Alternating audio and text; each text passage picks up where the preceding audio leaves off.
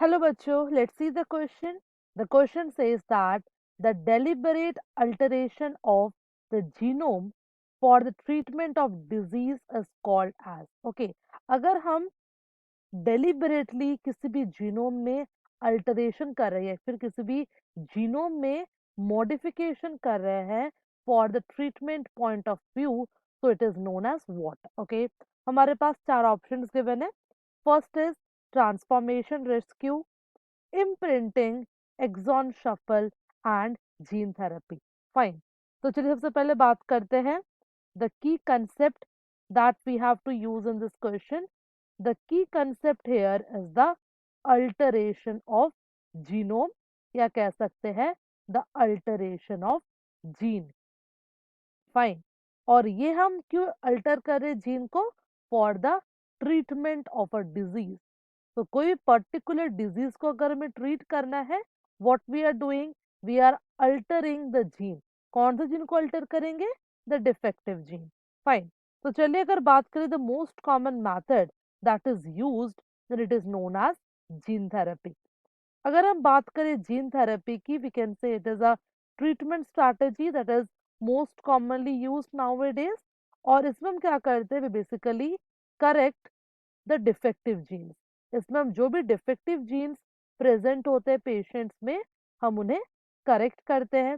Now correction के दो methods हो सकते हैं. या तो हम रिप्लेस कर देंगे डिफेक्टिव जीन को विद द हेल्दी जीन्स, या कह सकते हैं विद द फंक्शनल जीन्स, और else we could inactivate the defective gene, जिसकी वजह से क्या हो जाएगा? ये जो डिफेक्टिव जीन्स है it will become non functional in nature. Okay, तो अगर बात करें जीन थेरेपी की, तो हम कह सकते हैं ये एक टेक्निक है जिसमें हम डेलिबरेटली क्या करते हैं? डिफेक्टिव जीन का मॉडिफिकेशन करते हैं. डिफेक्टिव जीन को अल्टर करते हैं, कह सकते हैं इन्हें मॉडिफाई करते हैं. एंड को मॉडिफाई करके we convert this defective genes into the healthy genes. तो जो हमारा करेक्ट आंसर यहाँ पे होगा that will be option D, that is gene therapy.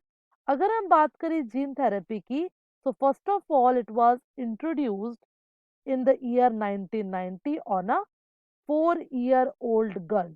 और ये जो 4 year old गर्ल थी, she was suffering from a disease known as kid, that is severe combined immunodeficiency syndrome, जिसमें क्या था? She lacks the ADA gene. तो with the help of gene therapy हमने क्या किया? हमने फंक्शनल एडीए जीन को इनकॉर्पोरेट किया in the stem cell of the patient. Okay, और इसको हमने किया with the help of a vector known as retrovirus. तो रेट्रोवायरस की हेल्प से हमने फंक्शनल एडीए जीन को लिम्फोसाइट के अंदर इनकॉर्पोरेट किया. That is why this disease was treated. Okay, चलिए दूसरा ऑप्शन भी देख लेते हैं. अगर हम बात करें ट्रांसफॉर्मेशन रेस्क्यू की, ओके, सो एग्जैक्टली ये होता क्या है? जब हम बात करें ट्रांसफॉर्मेशन रेस्क्यू की, हम कह सकते हैं ये एक टेक्निक है जिसमें हम क्या करते हैं? We basically suppress the mutant gene. इसमें हम म्यूटेंट जीन को सप्रेस करते हैं by the introduction of a wild type gene. एक वाइल्ड टाइप जीन के इंट्रोडक्शन से हम सप्रेस कर देते हैं द म्यूटेंट जीन. तो यहाँ पे हम सिर्फ म्यूटेंट जीन का सप्रेशन कर रहे हैं, हम उन्हें रिमूव नहीं कर रहे. That's why it is not a treatment strategy. तो ये ऑप्शन हमारा गलत हो गया. अगर हम बात करें इम्प्रिंटिंग की, so exactly what we understand by the term that is imprinting, हम कह सकते हैं imprinting basically shows the relationship. ये क्या शो करता है? It shows the relationship between the newborn and the mother, या फिर कह सकते हैं between the parent. So what the relation between the newborn and the mother is basically known as imprinting. तो इसका ट्रीटमेंट ऑफ डिजीज के साथ कोई भी रिलेशन नहीं है. दैट्स वाई ये ऑप्शन भी हमारा गलत हो जाएगा.